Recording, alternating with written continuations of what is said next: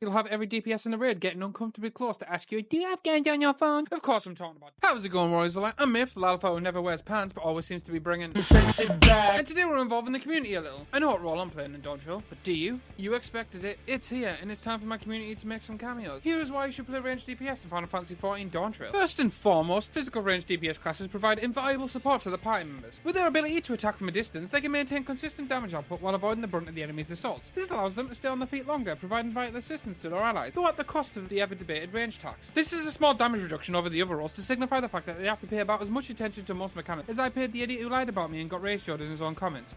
It comes in 3 different flavours, and naturally I'm going to go through each one without a hint of bias, and unlike a Texas barbecue, there will be no roasts here. Starting off with Stockholm Syndrome.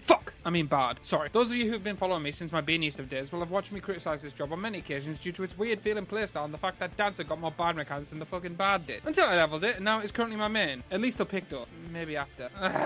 Who am I kidding? I fucking love this job now. As soon as I sacrificed all my standards and expectations like a single mother not wanting to die alone, Bad was there to hold me in those coldest of nights. You throw your dots up and just shoot things, waiting for your arrow procs to stop being fucking shy and join the party. Cycling through your Spotify playlist, giving various flavours of boost to those around you. And when you've fired enough arrows to make even the mighty Leonidas blush, you can fire a heavenly super arrow that never seems to do the damage you think it's going to, but who cares, it's another arrow. But if you arrived in Aussie off the deck of the Mayflower, you got that right, I'm putting in an American history reference into a job about guns, then perhaps arrows are way too colonial for you. In which case, grab the gunpowder. It's time to do what you do best and turn everything into a firing range. With Machinist, you get a gun, a turret, and a robopal you will spend way too long convincing others you haven't had sex with. Ever since Heaven's Ward, Machinists have been proven there isn't a single problem you cannot solve with overwhelming superior firepower. But that's not the best part. There's a secret to Machinist that thus far you may be unaware. Come closer. Closer still. Perfect. Dab on the hater and hit subscribe. Join the most underrated Lalafell YouTubers journey to the tippy top. Discord too. That's right, once you've pounded your gun barrel enough that it thinks it's been a very naughty girl, you get to spend your resources hitting the deepest of dark, because nothing says fuck you more than draking the shit out of the latest boss. And you did it unashamedly. Throwing a time bomb, a random ass crossbow, and sometimes literally your fucking wrench, and you've got yourself a job that feels like Inspector Gadget simply isn't fucking around anymore. The only downside to this walking arsenal is this fucking weird hitbox thing. Seriously, please let us hide this, Yoshi. And finally, we have a job so recognizable you'll have every DPS in the raid getting uncomfortably close to ask you, do you have games on your phone? Of course I'm talking about Dancer. AKA, can they be your partner in this fight? Dancers are like the life of the party in the Aussie. They're not just wielding weapons, they're twirling, spinning, and pirouetting their way through battles with the finesse of a drunk chocobo trying to do the ballet. Picture this. Amidst the chaos of combat, while everyone else is casting spells or swinging swords, the dancer is over there with them.